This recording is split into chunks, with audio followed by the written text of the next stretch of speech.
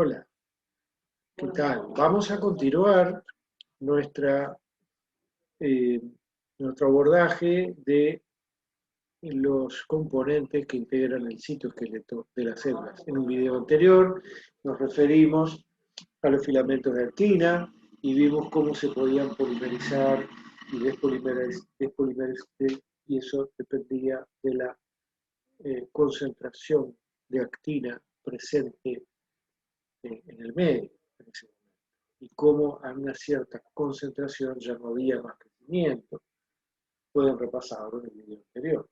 Pero ahora nos vamos a referir a los microtúbulos. En esta imagen se observa una célula, pero en la cual lo que hemos hecho visible únicamente es los microtúbulos de la célula, que se ven como trazos verdes. Vean ustedes que a partir de este punto parecen irradiar en todas direcciones, rodeando el núcleo y dirigiéndose hacia la membrana y demás. Ven que la célula parece tener una forma algo irregular, estrellada, es una célula en cultivo. Y esto que se ve aquí es el núcleo que ha sido coloreado de otra forma. Los microtúbulos tienen una distribución en la célula que es distinta cuando la célula está en interfase y cuando la célula está en mitosis. Repasemos un poquito estos términos. En el ciclo celular, las células atraviesan un ciclo vital, cuando nacen, digamos, se dividen, se originan células hijas. Bien, hay una etapa de ese ciclo denominado interfase. Durante la interfase la célula está en reposo, sintetiza materiales y cuando va a entrar en mitosis siempre sintetiza primero los ácidos nucleicos, otro tipo de materiales, pasa a lo que se llama una fase S, luego pasa a una fase G2, etc., hasta que sale de la interfase y entra en la división que se llama mitosis. Ahora, luego cada célula hija va a estar en interfase nuevamente, ¿verdad? Va a retornar a ese punto del ciclo. Cuando consideramos una célula que está en interfase, los microtúbulos tienen cierta disposición, cierta funcionalidad, y cuando consideramos una célula que está en mitosis, otra. Porque cuando la célula está en mitosis, todos los microtúbulos celulares se organizan para formar lo que se llama el uso mitótico, que es una estructura que permite tironear los cromosomas o cada polo de la célula, las mitades del cromosoma, para separar el material genético de las células hijas. Pero eso ocurre solamente durante la mitosis. El resto del tiempo, el resto del ciclo, las células están en interfaz. ¿Y cómo están distribuidos los microtúbulos? Los microtúbulos también tienen, como tenían los filamentos de actina, un extremo menos y un extremo más. Porque también tienen un fenómeno, también están formados por monómeros, en este caso no de actina, sino de tubulina. Y estos microtúbulos tienen también un extremo menos y un extremo más, que se polimerizan y despolimerizan con diferente cinética. Bueno, bien, los extremos menos de los microtúbulos se encuentran todos dirigidos hacia adentro, digamos, hacia la parte profunda interior de la célula, en un lugar que se llama centro celular. También se llama centrosoma. Allí se encuentran los extremos menos. Y desde allí, cada microtúbulo sale de ese centro celular y se dirige hacia la periferia, en este caso hacia la membrana plasmática, por ejemplo. Y ahí vamos a encontrar los extremos más. Por ese motivo, este centro celular se llama también centro organizador de microtúbulos, porque realmente es el lugar de la célula donde parece que se organiza todos esos microtúbulos que recorren después todo el citoplasma de la célula. Todos estos que vemos acá se originan a partir de ese centro celular. Quiere decir que en este lugar están ubicados todos los extremos menos y los extremos más en la periferia. Ahora bien, ven ustedes que esta estructura tan compleja corresponde, como vemos, a la célula en interfaz. A la célula a veces le toma minutos salir de la interfase y entrar en mitosis. Y en esos minutos, todo este andamiaje enorme de microtúbulos se desarma y los materiales que lo forman se utilizan para armar el uso mitótico. Y cuando se acaba la mitosis, esto se vuelve a desarmar y volvemos a tener una configuración microtubular en interfaz. Sería como si ustedes en sus casas de pronto pudieran hacer que los ladrillos que forman las paredes de la habitación donde están, en minutos se desarmen, formen otra estructura y que en minutos vuelvan a armar otra vez la pared como estaba antes. Y todo eso prácticamente sin pérdida de tiempo y sin necesidad de sintetizar nuevas proteínas. ¿Se imaginan eso, el trabajo de ingeniería que estamos hablando? Imagínense que en una casa ustedes podrían tener, yo qué sé, diferentes habitaciones y si las cosas fuesen así, las paredes que separan las habitaciones, cuestión de minutos, podrían transformarse en tabiques, en columnas, dejar una sola habitación grande, construir muchas habitaciones pequeñitas. Eh, es realmente un tema apasionante cómo ocurre eso dentro de la célula. Un caso especial lo tienen las células que tienen flagelos o que tienen cilias, que son expansiones móviles con esqueleto microtubular. En ese caso, también hay un centro organizador de microtúbulos específico para los microtúbulos de la cilia o los microtúbulos del flagelo, aparte del centro organizador de microtúbulos del resto de la célula. El extremo menos siempre está en el centro organizador, el extremo más en la periferia. Les decía que los túbulos están organizados, tienen una cavidad hueca, lo dijimos en el video anterior, y están formados por monómeros. En este caso, cada monómero en realidad está formado por dos unidades pegadas, o sea que en realidad no es un monómero, sino que es un dímero. Y como son distintas, porque una es la subunidad alfa y otra es la beta, es un heterodímero. Bueno, así que los microtúbulos están formados por la polimerización de subunidades, que son heterodímeros de alfa-beta tubulina. En los textos ustedes podrán encontrar descripciones de lo que son estos protofilamentos y cómo se forman los microtúbulos con esa luz central.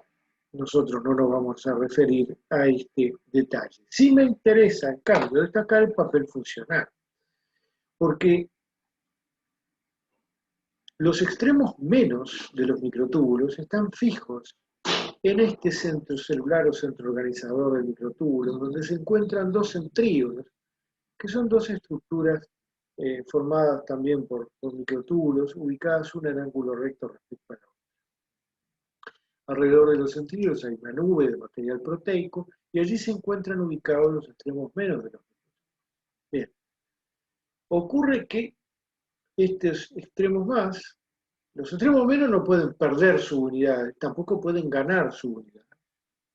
Pero el extremo más puede acumular nuevas subunidades. Entonces este microtúbulo va a crecer. Como pasa desde aquí, aquí ven, este microtúbulo se alargó. ¿Por qué? Y porque a medida que fue pasando el tiempo fue incorporando más subunidades. Pero también puede perder subunidades. Es lo que le pasa, por ejemplo, a este, que va perdiendo subunidades y se acorta.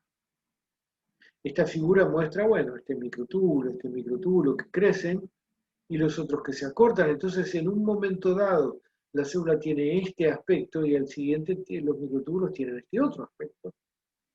¿Y esto es algo teórico o esto ocurre de verdad? No, miren, esto ocurre de verdad. Aquí abajo hay 3 fotografías que en realidad son fotogramas de una película, digamos, continua, tomada a los Tiempo cero, 27 segundos y unos minutos después, casi 4 minutos después, y se han marcado allí los microtúbulos.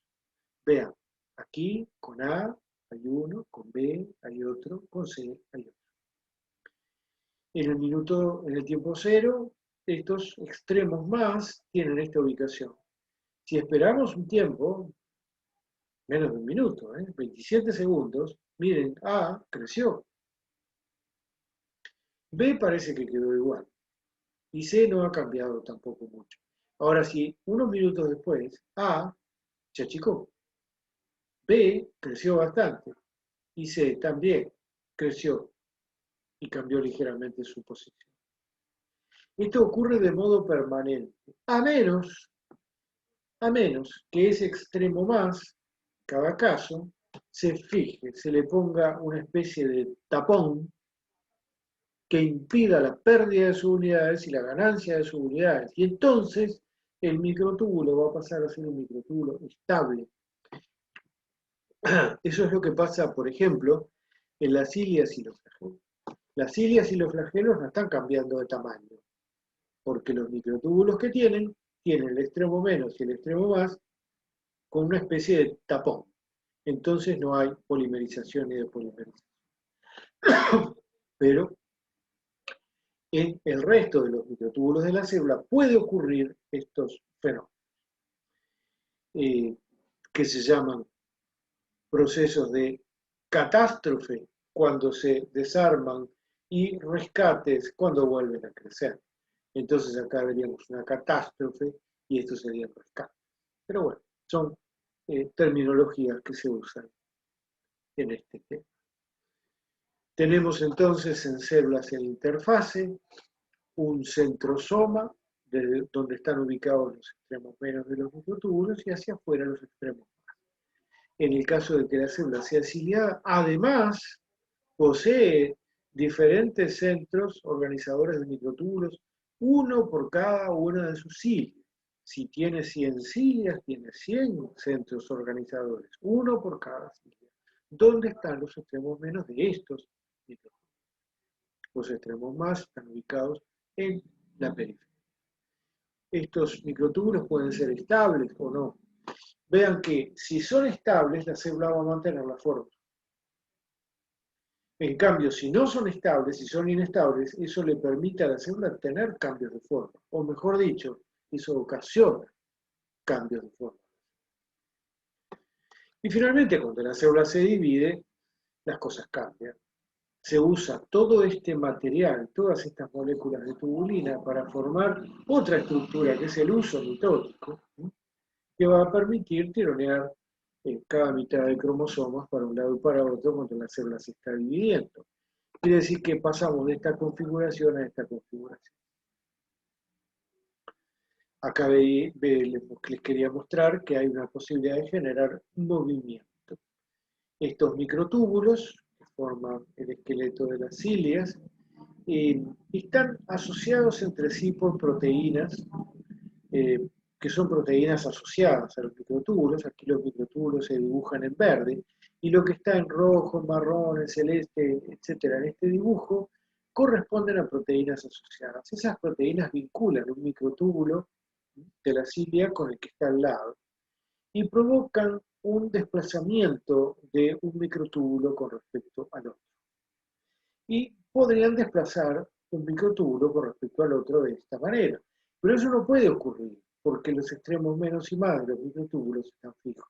Entonces, si se genera una fuerza en este sentido, lo que va a hacer es producir un cambio, una deformación. Y eso es lo que hace que las cilias, por ejemplo, puedan tener ese movimiento, o los flagelos, tipo como un látigo, lo que llamamos batido ciliar, que permita, cuando las cilias trabajan cooperativamente, todas las células que están una al lado de la otra, formando epitelios, por ejemplo, ciliados, generar movimientos en fluidos que se encuentran sobre las células. Eso es una forma de movimiento que pueden generar los elementos del citoesqueleto.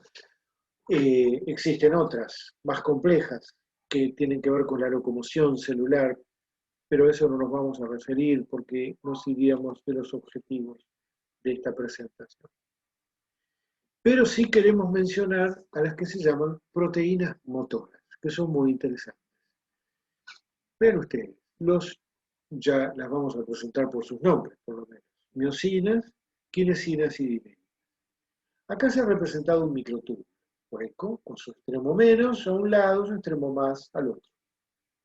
Bien, existen algunas proteínas, llamadas proteínas motoras, que son proteínas que tienen, como ilustran estas figuras, dos grandes dominios. Uno que se fija al microtúbulo y otro que se llama cola, la cabeza, y otro cola que se desprende del microtúbulo hacia afuera.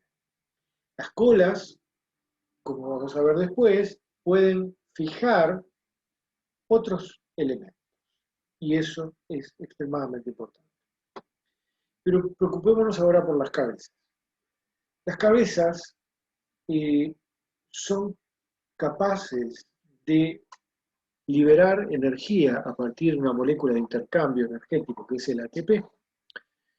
Pueden consumir ATP y utilizar la energía liberada en el pasaje de ATP a adenosina trifosfato, adenosina difosfato, pueden utilizar la energía que libera la hidrólisis de ese fosfato, de ese tercer fosfato, en movimiento. Entonces, la molécula que aquí vemos en reposo utiliza esa energía en movimiento. Y por la configuración, por la conformación espacial que tiene la molécula, como resultado de ese movimiento se levanta, se desprende del microtúbulo. Luego se va a volver a fijar al microtúbulo, pero en otra posición, algo más alejada. Y la otra cabeza globular va a hacer lo mismo y se va a fijar en una posición más alejada. Entonces, el resultado final de esto es que las proteínas motoras, a medida que van consumiendo moléculas como ATP, que dan, digamos, que son capaces de liberar energía para utilizar energía química, para liberarla, para usarla como energía mecánica, nos dan la ilusión de que estas moléculas caminan sobre el microtúbulo, como si fueran realmente piernitas que van desplazándose sobre el microtúbulo. Lo interesante, además, es que las kinesinas se desplazan sobre los microtúbulos en una determinada dirección, que es hacia el extremo más, mientras que las dineínas lo hacen hacia el extremo menos. Yo les dije que por sus colas, tanto las dineínas como las kinesinas se unían a otros componentes. ¿Qué son esos componentes? Son elementos que van a ser desplazados en la celda de un lugar a otro, de un sitio a otro. Yo puedo unir, por ejemplo, a esta cola de kinesina una determinada estructura. Pongamos un organelo. Bien, como la kinesina se desplaza hacia el extremo más y el extremo menos es donde estaba el centro celular o centrosoma, el extremo más está ubicado cerca de la membrana plasmática, entonces, si yo uno una vesícula, un organelo, a la cola de esta kinesina, cuando esta kinesina se desplace, va a arrastrar como una carga, va a transportar a esa vesícula desde la región próxima al centro celular hacia la región próxima a la membrana plasmática. Y puedo enganchar cargas que deban venir en sentido contrario, pero engancharlas a una dineína. Es como tener pequeños locomotoras o camioncitos que se desplacen en un sentido determinado. Entonces yo puedo fijarles carga, y si quiero ir hacia la periferia, lo voy a fijar en una kinesina, si quiero ir hacia el centro, una dineína. Eso es un mecanismo de generación de movimiento a partir de, utilizando los microtúbulos, en este caso, como vía, como si fuera la vía del tren, ¿verdad? Como si fuera la carretera sobre la cual se desplaza. Ellos no están participando energéticamente en movimiento. Ellos forman el camino sobre el cual se produce el desplazamiento. Entonces tenemos en la célula un enorme tráfico de materiales todo el tiempo, organizado por quinesinas y dineínas que están desplazándose a lo largo de los microtúbulos que, como vieron en la primera foto, estaban tendidos y organizados por toda la célula. Imagínense lo que es eso, ¿no? Todos los organelos yendo y viniendo de un lado para otro. La célula es algo extraordinariamente dinámico. Vean, en este dibujo muy simple se representa, por ejemplo, lo que sería el centro celular, ¿no? Con los centríolos y los extremos menos de los microtúbulos, y los extremos más dirigidos hacia la periferia. Entonces, si yo capturé un material y lo incluí en un endosoma y lo quiero llevar a un lisosoma, tengo que traerlo desde la periferia hacia adentro. Voy a utilizar una dineína como transporte. En cambio, si quiero llevar, por ejemplo, una vesícula secretoria desde el aparato de Golgi hacia las membranas plasmáticas para que sea secretado, voy a tener que utilizar una quinesina que se dirige hacia el extremo más, llevando este tipo de carga. ¿Comprenden? Entonces, uno puede ir armando estas rutas que nos explican mucho acerca de toda esta dinámica de materiales en la célula. El tercer componente del citoesqueleto son los filamentos intermedios, que aquí te han también marcado en el tipo celular. Los filamentos intermedios forman una malla, una red, se dirigen en distintos sentidos y direcciones en la célula. Le aportan, son muy importantes aportando a la célula la forma definitiva, y aquí se ha marcado el núcleo de otra forma. Los filamentos intermedios son bien distintos a la actina y a la miosina, y a la tubulina. ¿Por qué? No participan en el desplazamiento celular, no participan en los movimientos, no se asocian a proteínas motoras. ¿Por qué? Entre otras cosas, carecen de un extremo menos y uno más. No tienen esa inestabilidad dinámica y asimetría en su estructura. No se arman y desarman todo el tiempo. Están formados por subunidades, son polímeros, son subunidades que no son globulares, sino que son filamentosas y son mucho más estables. Es más, le diría, son difícilmente desarmables los filamentos intermedios. Nos recuerdan a esas sogas gruesas formadas por el enrollamiento en hélice de muchos órdenes que se usan, por ejemplo, para cuando atracan los barcos, por ejemplo, cosas así, ¿verdad? O sea, son como cuerdas gruesas tendidas de un lugar a otro dentro de la célula. Son estables. No requieren entonces energía para estabilizarse y tienen por lo tanto, una función mucho más diferente. Además, no están formados por un solo tipo de célula, por un solo tipo de molécula. Los filamentos de actina están formados por actina, los microtúbulos están formados por tubulina. Los filamentos intermedios no. Los filamentos intermedios están formados por muy distintas proteínas, y además esas proteínas son diferentes en los distintos tipos de células. Tanto así que, conociendo muchas veces qué tipo de proteínas integran los filamentos intermedios de una célula, podemos saber o presumir de qué tipo celular se trata. Se encuentran también, a diferencia de la actina y de los microtúbulos que están solo en el citoplasma, también hay filamentos intermedios en el núcleo formando una lámina por dentro de la membrana nuclear. Y en el citoplasma hay diferentes familias, las quelatinas, las lumentinas, los neurofilamentos, que están, como les decía, ubicados en distintos tipos de células, cumpliendo todas estas funciones que venimos explicando. Bien, hasta aquí hemos llegado con los filamentos intermedios y, en general, con el citoesqueleto. Nos vemos en el próximo video.